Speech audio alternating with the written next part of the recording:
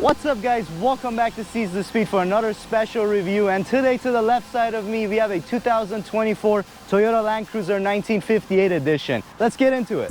Now this is a truck that I've been waiting so badly to get my hands on, and thanks to Toyota USA I finally had an opportunity to spend a whole week with this vehicle. And today I'm gonna go ahead and tell you everything about this 1958 edition Land Cruiser that you need to know to maybe consider purchasing one for yourself, or maybe if you're curious and cross-shopping it with something else. But this is going to be an in-depth walk-around video. If you're interested in seeing this thing hit some dirt, there is going to be an off-road video link right up here, and also I get more in depth on daily drivability and fuel economy on the new Land Cruiser with the iForce Max platform. The link will be also right up here. But without further ado, let's go ahead and walk around this beautiful new 1958 edition and talk about all the features of the new generation of the Toyota Land Cruiser. Starting in the back of the all-new Toyota Land Cruiser, and first I want to address something real quick.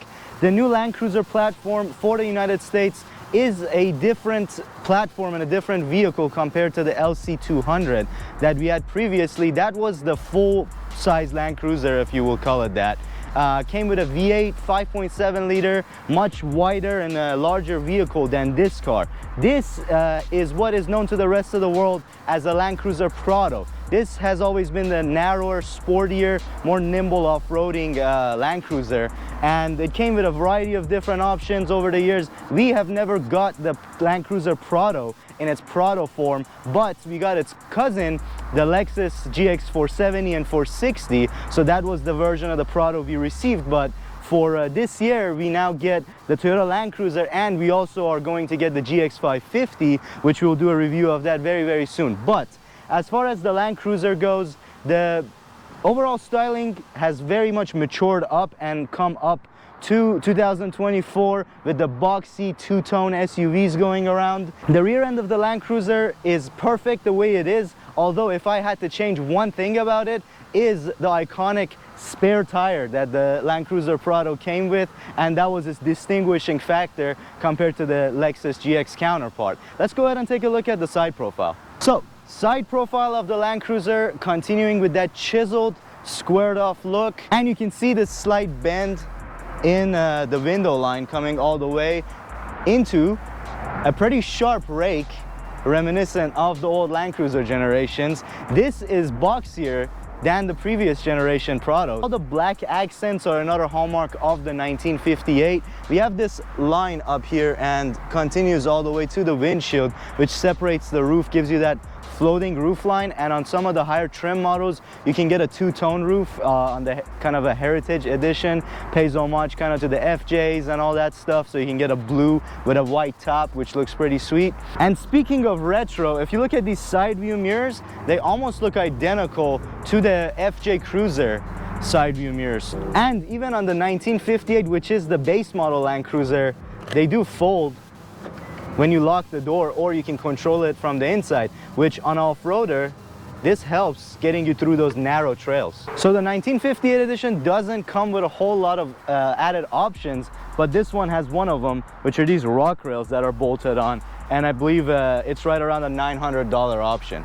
These are the only wheel and tire options available on the 1958 Toyota Land Cruiser, and they're 18-inch rims wrapped in two 45 70/18s. So we have two 45s on an off-road truck. So two 45s on the Land Cruiser might seem a little narrow, but for the fuel economy that's achievable out of something of this size, these tires definitely contribute a lot to that. And you can always upgrade and put bigger tires on it if you need to.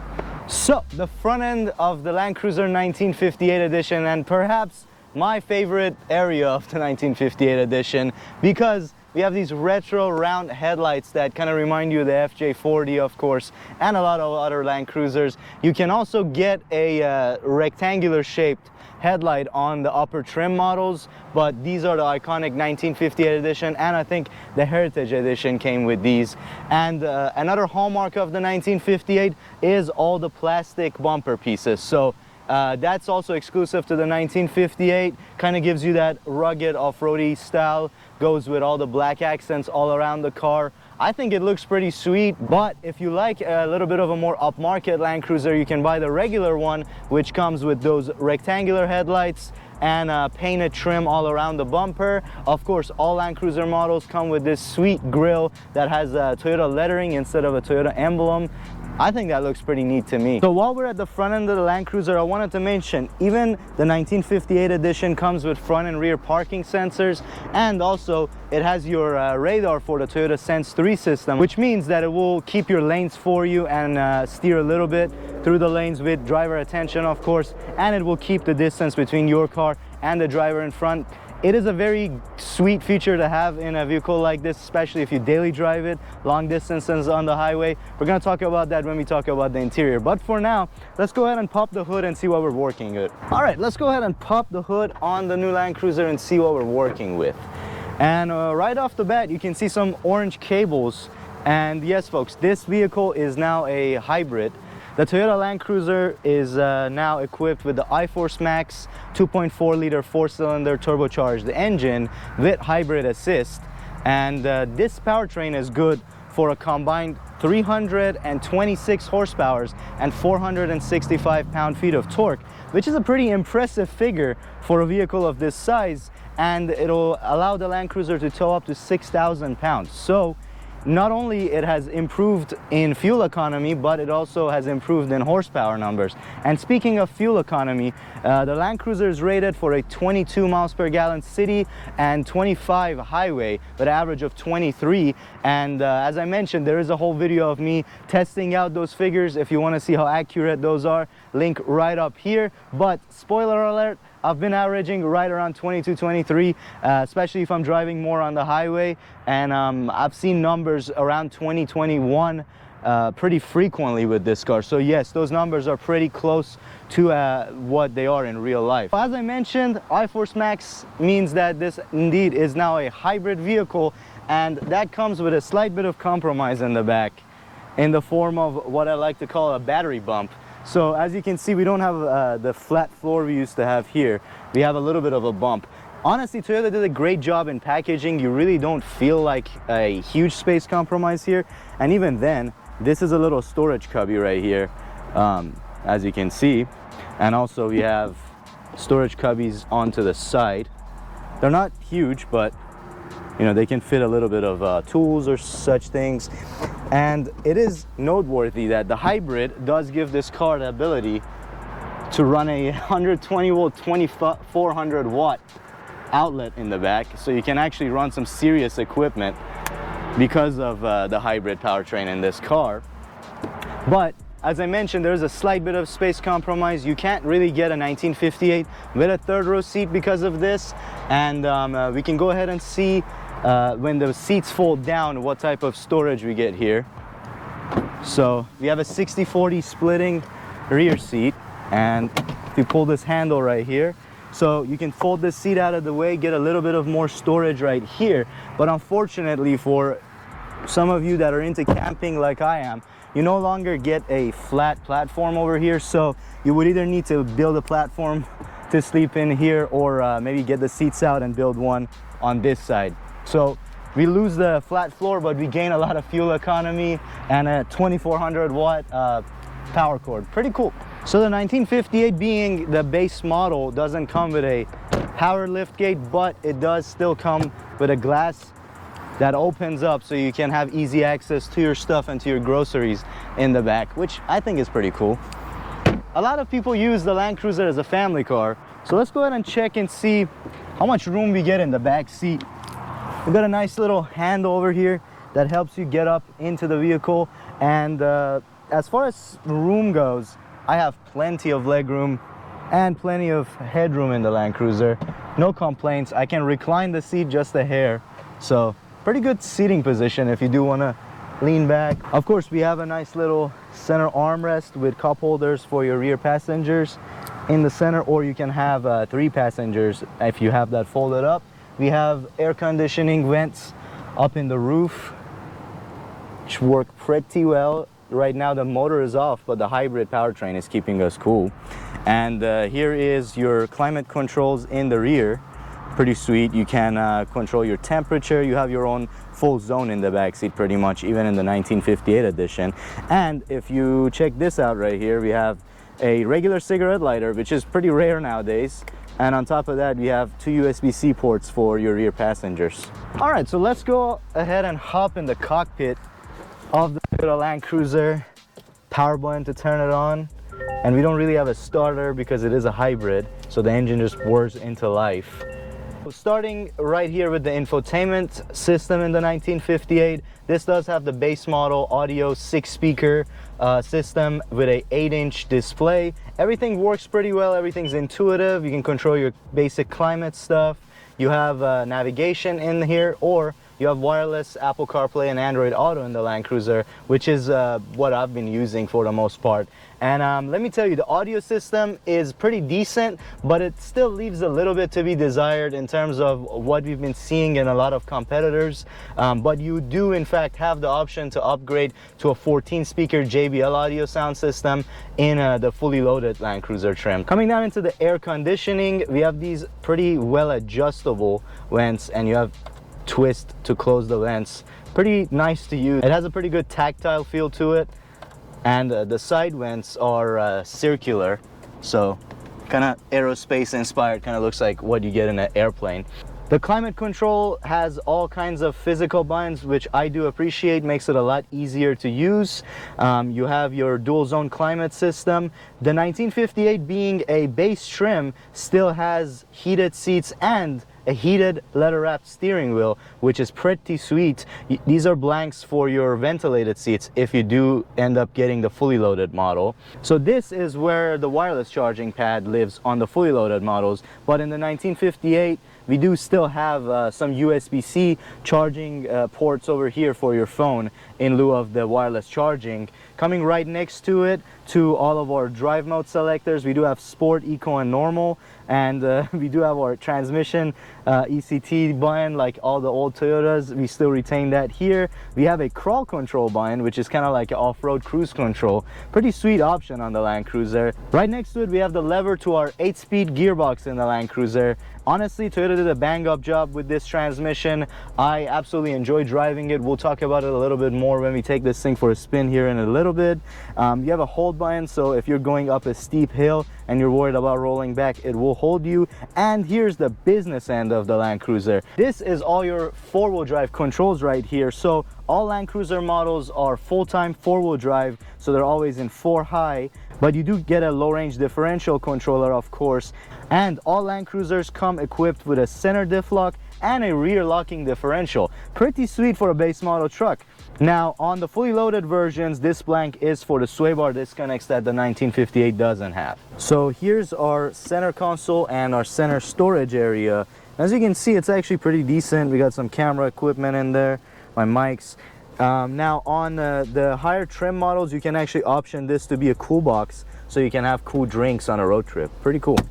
All right, so welcome to the point of view of the driver, and let's go ahead and talk about the gauge cluster. So the 1958 comes with the smaller 7-inch digital gauge cluster, and it's still pretty configurable in terms of that little opening in the center. So you can have your adaptive cruise settings, you can have your fuel economy displayed there, you can have your music, you have your trip computer, but it gets pretty in-depth on this menu. There's your tire pressure, traction monitor, so you can know which wheel is slipping when you're off-roading. You have a pitch and roll monitor, which is pretty sweet, honestly. I'm glad even the 1958 has that. We have your trailer brake controller, which you control using this right here. So the Land Cruiser is equipped with one of those. Pretty sweet. You have your battery, your oil. We have engine and trans oil temp, which is pretty impressive. I mean, especially if you're towing with the vehicle, you want to make sure your transmission is in good shape. So, and there we go. On this setting, we have a boost gauge and also your little battery level gauge. So unfortunately, can't really show you how that operates because the car tells you that you're pressing the accelerator pedal when you are pressing the accelerator pedal. Interesting notification there, but it's pretty cool to see a boost gauge in a Land Cruiser. We keep going, and this one shows you all your safety alerts and settings, your blind spot monitoring, lane departure. The buttons for a lot of that stuff for activation of your Sense 3 active or adaptive cruise control is this one right here, which will demonstrate how it works here in a little bit. Keep lane assist, all that stuff. This will dictate the distance between you and the car in front of you. On top of that, on this side of the steering wheel, we have your volume button. You can have your voice assist right here, mainly used for your navigation and things like that. A couple of your phone buttons.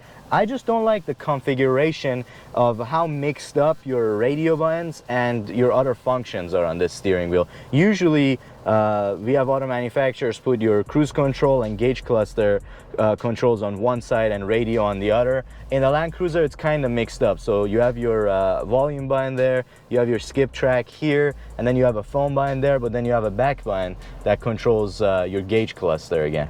But overall, not too bad. Pretty easy to use once you get used to it. As I mentioned, the steering wheel itself is indeed heated, which is pretty sweet. Couple other buttons and blanks over here. We do have auto high beams on this car. We do have LED front lights, pretty bright, pretty nice.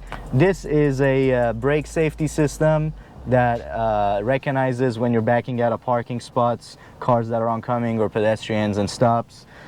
This is your button to turn on and off your 120 volt outlet in the back. Coming down to the side panel of the 1958 edition, it is pretty standard, nothing fancy on this particular model. On the higher trims, you would get some leather accents and things like that. Here it is made out of the similar material that the rest of the dash is made out of. Pretty utilitarian, pretty rugged if you ask me. But we do have still one more interesting feature. As I showed you earlier, we do have folding side view mirrors, which is a pretty functional option when you are off-roading this car and going through some narrow obstacles. Now, just like the common theme with the 1958 edition being the simple and rugged off-roader that it is, the seats are manually adjusted in addition to being cloth. So you have your adjustment for the bottom rail right here. You can adjust the height of the seat and of course the back.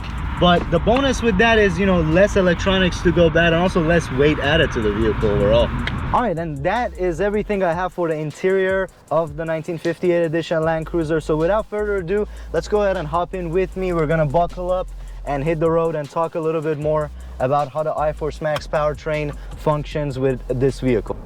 All right, driving the 1958 edition Toyota Land Cruiser. And let me tell you right off the bat, it's been a pleasure to drive this car around for the last week. I usually speed date the cars that I'm reviewing, meaning I don't have a whole lot of time to drive them unless they're my personal cars. But thanks to Toyota, I actually got to get some decent seat time in this one and tell you all about every single feature that I use on a day-to-day basis. But now it's time to tell you about how this car behaves with the 4-cylinder 2.4 liter iForce Max engine with the hybrid assist. And first things first is, if your idea of a Land Cruiser is that 5.7 V8, this is definitely a different vehicle, completely different. It doesn't feel nearly as heavy. It's a lot more nimble to maneuver in between lanes. It's easier to drive in the city, of course, because of all those things, but it also doesn't have that V8 grunt anymore. It's pretty interesting sound. You can actually hear the turbo under load.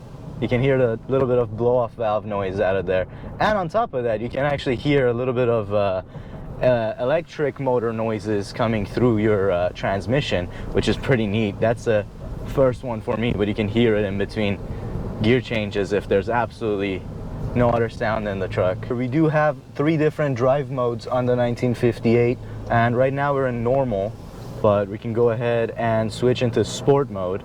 We don't have paddle shifters in this car, but we do have a Tiptronic gear selector, so you can downshift. And the 8-speed transmission is very responsive, as I mentioned earlier. So let's go ahead and give it a shot. And as you can see, we have a pretty responsive transmission. And even though it is a 4-cylinder propelling this car, you don't really feel a lack of power. the opposite of that, actually. You do feel tons of torque coming from your hybrid powertrain.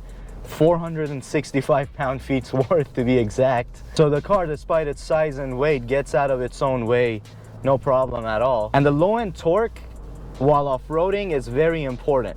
So the new powertrain definitely delivers that.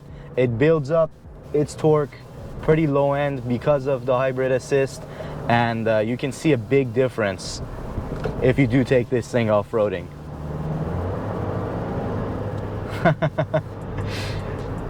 Even though we don't have a high displacement anymore, the turbocharged engine still makes tons of good boost noises, which makes up for the sounds of say a V8 would have made in a 200 series. All right, let's go ahead and merge onto the highway a little bit, and I'm going to show you how the Sense 3 system works in the Land Cruiser. So all you really need to do is make sure you are in a safe area on the highway and the lanes are being recognized, which is indicated by that green light right there. And then you can select this button, and there you go. We have adaptive cruise turned on, and it keeps your lanes pretty good. You do, of course, need to pay attention to the road and keep your hand on the steering wheel, but the Land Cruiser does a pretty good job of keeping track of the lanes. Sometimes if there is an exit lane or something of sorts, it does want to merge into that. It has the tendency to just follow that lane. But outside of that, on long road trips, this thing is a blessing. And I believe every new Toyota now comes with one form of the Toyota Sense 3, which is absolutely fantastic. So you can get that in lower trim model cars like the 1958. So another thing with the Land Cruiser that I noticed is the fact that due to its being shaped like a box, you do get a little bit of extra wind noise when you get up to highway speeds. It's not as quiet as say your regular unibody SUVs like the RAV4 or the Highlander, but that is just due to its shape and the straight up rake on the windshield, of course. Another thing I really like about this car is the seating position. It's not too high, it's not too low. It is a very confidence-inspiring seating position. If you really enjoy sitting up high in a vehicle, you enjoy driving trucks, you will like the seating position in the Land Cruiser. You know, it doesn't give you a top-heavy feeling like you're sitting on top of the truck necessarily, but it just gives you that overlook of everything around you, and it's pretty easy to drive because unlike a lot of modern mid-size SUVs and trucks, the Land Cruiser isn't very wide, so it is very easy to control. So you can actually see where the corners of the truck are almost exactly, even though we don't have the 360 bird's eye view camera in the 1958. We can see the tip of the hood pretty well because of those squared angles. And same thing with the back, since it's like almost a complete flat terminating point. You can actually tell pretty well where your rear bumper is. So as I mentioned, the 1958 edition Land Cruiser is the base model, and it starts out right around $56,500. And this particular one with destination and the couple options that it has is sitting right at $59,000, which is a pretty sweet deal if you ask me for a blank canvas off-roader with a rear locker and all the added options. You know, as a base model, it still has a lot of options. You know, it has heated seats, even though they are cloth and manually adjustable. You still have a heated steering wheel. You have the Sense 3 system standard with this truck. You have the gorgeous looks of the 1958. Honestly, that is a pretty big selling point for me. And if you're going to modify an off-roader, this is definitely a pretty good blank canvas. Now, if you are looking for something with a little bit more luxury features, with more paint options, the 1958 only has 3 paint options. This is the Meteor Shower. You can get Ice Cap, and you can get it in a black color. But aside that, those are your only paint options. If you want more, you're gonna have to go into the regular Land Cruiser, which I believe starts at right around $63,000. So with fees and destination and all that stuff, you're looking at high 60s, low 70s, and if you want the premium package, you could be even looking at mid 70s for a fully loaded Land Cruiser. And You know, those are definitely also fantastic vehicles. You do get a 14 speaker JBL audio system, 12.3-inch infotainment system, and a digital gauge cluster that fills up this entire spot instead of the 7-inch one that we have in the 1958. You know, the cool box in the center console, lots of goodies that come with the regular Land Cruiser. So I want to hear what you guys' opinion is. Which one would you really take, the 1958? Or would you load it all the way up and get yourself a fully loaded Land Cruiser? Either way, there's no wrong answers. The Land Cruiser's definitely hitting on all cylinders for me personally. From the looks of it, to the interior of the 1958, to all the options and everything that it has. I think this would be a pretty top choice if I was in a market for a new off-road mid-size SUV. But I want to hear what you guys think. What other cars are you cross-shopping a Land Cruiser with? Leave all your thoughts down in the comments below. I'll read them. We'll have a great discussion about it. But as far as this video goes, this one is over. So thank you so much for watching. Subscribe if you're not. Have a great day. Peace out, and I'm out.